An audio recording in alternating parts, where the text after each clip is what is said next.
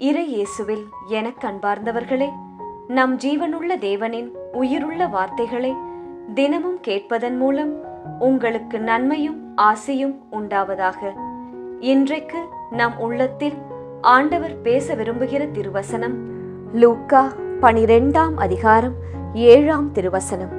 உங்கள் தலைமுடி எல்லாம் கூட எண்ணப்பட்டு இருக்கின்றன, அஞ்சாதீர்கள். இறை இயேசுவில் எனதருமை நண்பர்களே, உங்கள் அனைவருக்கும் நம் இயேசுவின் அன்பை உரித்தாக்குகின்றேன்.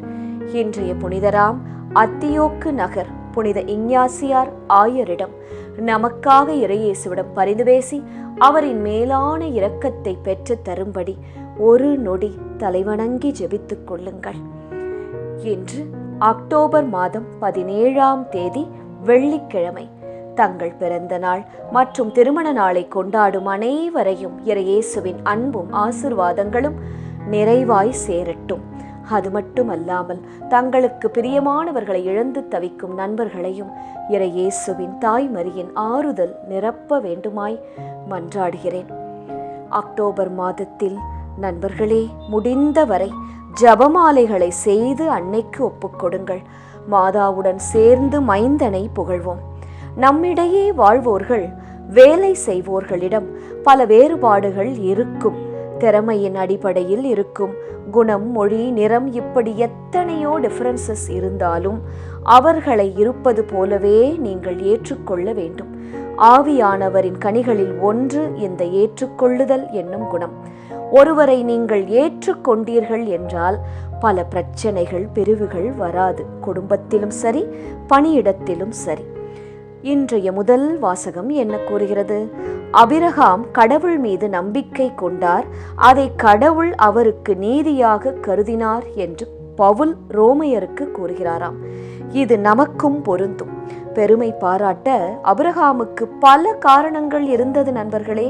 அவர் ஓர் பணக்கார வணிகர். கால்நடைகள், தங்கம், வெள்ளி, வேலையாட்கள் அனைத்தும் ஆபிரகாமுக்கு இருந்தது. ஆனால் கடவுள் முன்னிலையில் பெருமைக்கு ஆபிரகாம் இடம் கொடுக்கவில்லை. கடவுள் தம்மீது நம்பிக்கை வைப்போரை தமக்கு ஏற்புடையோர் என கருதுகிறார். இப்படி யாரை கடவுள் ஏற்புடையவர் என கருதுகிறாரோ அவர் ஏற்புடையவர்கள்தான் என்று தாவீதும் திரும்ப கூறியிருக்கிறார். நீங்களும் பெருமை பாராட்டாமல் எளிய வாழ்வு வாழ்ந்தால் உங்கள் குற்றம் மன்னிக்கப்படும், பாவங்கள் மறைக்கப்படும். உங்கள் தீச்செயல் ஆண்டவரால் கருத்தில் கொள்ளப்படாது. ஆசீர்வாதங்களின் கதவுகள் உங்கள் வாழ்க்கையில் திறக்கும்.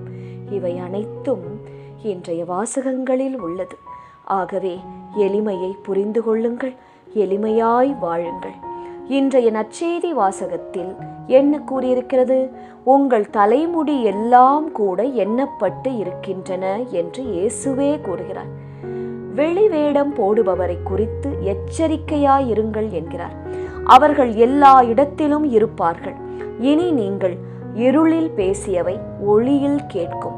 நீங்கள் உள்ளறைகளில் காதோடு காதாய் பேசியவை வீடுகளில் மேல்தளங்களில் இருந்து அறிவிக்கப்படும். எனக்கு நியாயம் கிடைக்காதா? வழி பிறக்காதா? இந்த நெறிகெட்ட கெட்ட மனிதர்கள் ஆடும் ஆட்டத்திற்கு முடிவு வராதா இயேசுவே என்று கவலைப்படாதீர்கள். வரும் நண்பர்களே, இனி அவர்களை கண்டு நீங்கள் அஞ்ச வேண்டாம். அவர்களால் உங்களுக்கு எதுவுமே செய்ய முடியாது. நீங்கள் அஞ்சி நடக்க வேண்டிய ஒரே ஒருவர், நம் ஆன்மாவை நரகத்தில் தள்ள வல்லமை உள்ள இயேசு ஒருவருக்கு மட்டும்தான். நான் தவிக்கின்றேன், போராடுகின்றேனே, ஆண்டவர் என்னை மறந்து விட்டாரா என்ற எண்ணம் வேண்டாம் நண்பர்களே. 2 காசுக்கு விற்கப்படும் சிட்டுக்குருவியை கூட மறக்காத தேவன் மேலான தங்கள் அன்பு பாசம் கொண்ட பிள்ளைகளை, உங்களை மறப்பாரா? நிச்சயம் இல்லை. இன்றைய திருப்பாடல் வழி ஜெபிக்கலாமா?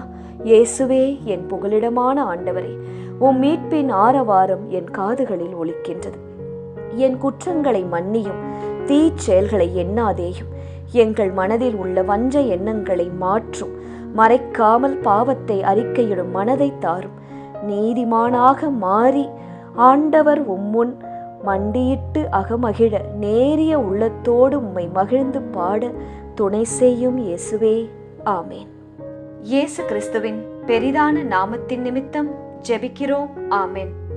ஒவ்வொரு நாளும் உங்கள் உள்ளத்தில் ஆண்டவர் பேச விரும்புகிற இறை வார்த்தையை தெரிந்து கொள்ள ரோசரி பிரேயர்ஸ் சேனலை சப்ஸ்கிரைப் செய்யுங்கள்.